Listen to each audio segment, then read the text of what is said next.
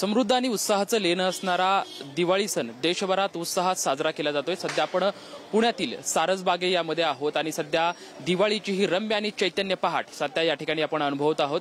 सारसबागेमध्ये प्रसिद्ध असलेला सिद्धिविनायकाचं दर्शन घेण्यासाठी पुणेकरांनी सकाळपासूनच मोठी गर्दी केलेली सध्या आपल्याला या ठिकाणी पाहायला मिळते। खरं तर सर्वांच्या चेहऱ्यावरती उत्साह, नाविन्य आणि चैतन्य जे आहे ते पाहायला मिळते।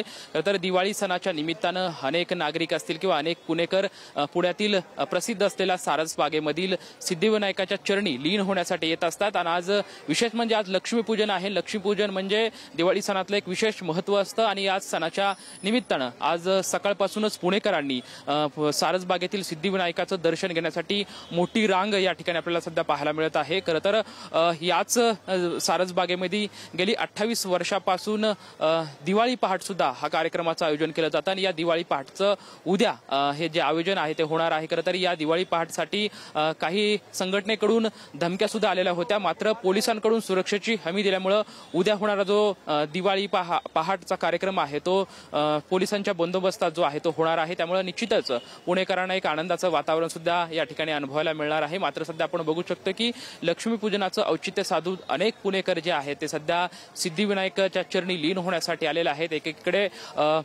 सुंदर अशी ही सारसबाग, प्रफुल्लित असा निसर्ग आणि याच्या निसर्गासोबतच एक भक्तिभाव सुद्धा या ठिकाणी पुणेकर घेताना आपल्याला सध्या पाहायला मिळत आहे। दिवाळीची ही रम्य आणि सकाळची तेजोमय आणि हर्ष उल्हासी ही पहाट आहे आणि या अशा उत्साहाच्या वातावरणामध्ये अनेक पुणेकर जे आहेत ते सध्या पुणेकरांनी मोठी गर्दी केलेली सध्या या ठिकाणी पाहायला मिळतं। प्रत्येकाच्या चेहऱ्यावरती हास्य आहे, आनंद आहे, उत्साह आहे। एकीकडे दिवाळीचा उत्साह आहे, भक्तीचा उत्साह जो आहे तो सध्या दिवाळीच्या निमित्तानं आपल्याला पाहायला मिळत आहे। कॅमेरामॅन प्रमोद रोमन सोबत लक्ष्मण जाधव, TV9 मराठी, पुणे।